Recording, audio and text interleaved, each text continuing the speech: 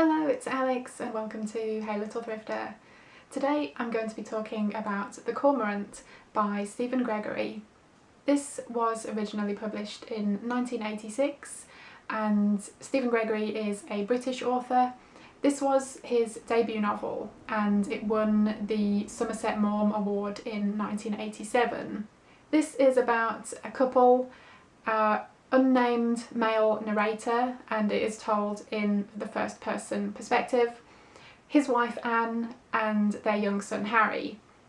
Both the narrator and his wife are teachers and they live a pretty average life and maybe aren't super fulfilled with their lives at this point.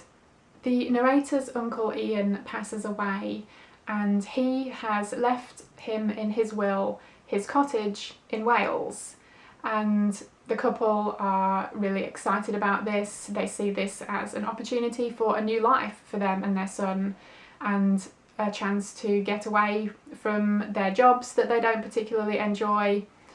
The only caveat to accepting the cottage is that they must also take care of the uncle's pet cormorant. The cormorant is a very large seabird and they don't really think too much of it other than, that's kind of strange. That's not your everyday thing to have to do. But in order to be able to pack up and move and start a new life, they see this as something they are definitely willing to accept. So they begin their new lives in this cottage in Wales. It's a very small community and they are enjoying settling into their new life there. And of course there is the matter of the cormorant to take care of.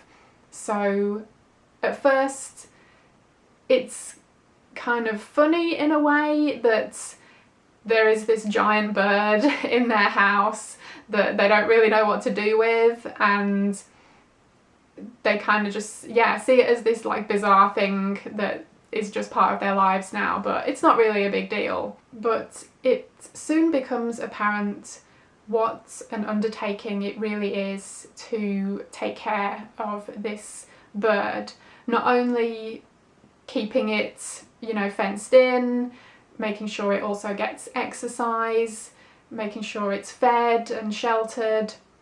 All of that aside, there's also a lot of other things related to it that affect this family and their relationships with each other and their lives as a whole. So as the story goes on, the narrator becomes quite obsessed really with the cormorant because he is no longer working. He is supposed to be writing, he does his own writing, but that quickly falls by the wayside the more and more he takes care of the cormorant. And it changes his personality somewhat in, I think, the combination of having this kind of new job, as it were, of taking care of this bird, and also just no longer having his usual routine of being a teacher and being in a place where he has other family and friends around him. So there are other factors that are kind of changing his personality somewhat. And the little boy, Harry, has also found the cormorant to be quite fascinating, and the parents are obviously concerned about this and do their best to keep the two apart. But the young boy definitely shows curiosity towards the bird, and the wife Anne is somewhat fearful of the bird. She is not the one that takes care of it, her husband is, so she is kind of having a different experience of the bird. She's kind of dealing with like the second-hand effects of what's happening, but she is definitely very protective of her son and also is noticing these changes in her husband. I really enjoyed this one. I rated this one 4 stars. It's definitely one that stuck with me after reading it and kept me thinking, definitely about a few certain things that happened within the book, but also about the book as a whole. and yeah, that's definitely the sign of a good book. Stephen Gregory's writing is excellent. He is definitely a talented writer, and this particular edition is less than 200 pages long, and you can tell it's just such a finely crafted story. His details and descriptions are really evocative. He also excels in this underlying sense of dread which is threaded throughout the story, and there are some very unsettling scenes as well, a couple of which are quite uncomfortable to read, and yeah, he does such a fantastic job with them. There's also another element of the story which is somewhat ambiguous, so yeah, I don't want to say too much more about that, but it definitely had some creepy moments, and yeah, it was a part of the story that I really enjoyed. But yeah, don't want to say too much more about it. I know that's really vague, but yeah, I think it's one of those things it's best to just go in and read it for yourself. I think the characters, although I didn't necessarily connect with them, I did find them to be really well written, in the sense that even if I didn't connect, I could still relate to them.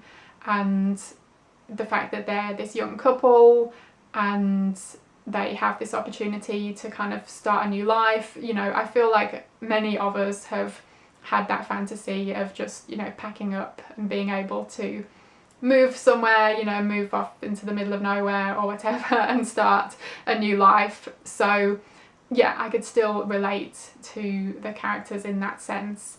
And maybe many of us would think having to take care of a big seabird wouldn't be that big of a deal, but yeah, really, what price would you be willing to pay for this new life in the country? Like, what is worth that to you, and what is it worth to this family? What are they willing to do to be able to have this cottage for free and live this nice life? It doesn't seem like a big price to pay at the beginning, but it definitely turns into something much more than they initially expected, something much more than they could have ever have expected. The direction that the story goes in was not what I could have anticipated from the beginning of the book. So yeah, there's so much going on in such a short book. Like, that's what I mean about it being such a well-crafted story, that it's kind of mind-boggling how much there is in here and how it just works so well together. So this one definitely gets a recommendation from me. It is a bit of a slower paced story with like a slow build to the things that play out here, but I found it to be a very captivating story. I was really immersed in it as I was reading it, and yeah, like I mentioned, there are definitely some creepier moments, there are some unsettling moments, and yeah, a couple of WTF moments as well. So yeah, that definitely scores highly in my book. So those were my thoughts on The Cormorant by Stephen Gregory. Let me know if you read this one. I would love to hear your thoughts about it, or if you've read anything else by him, please let me know. I do have a copy of The Wood Witch by him, which I'm looking forward to reading before too long, hopefully. Thank you ever so much for watching. I hope you enjoyed it, and hopefully I will see you again in my next video.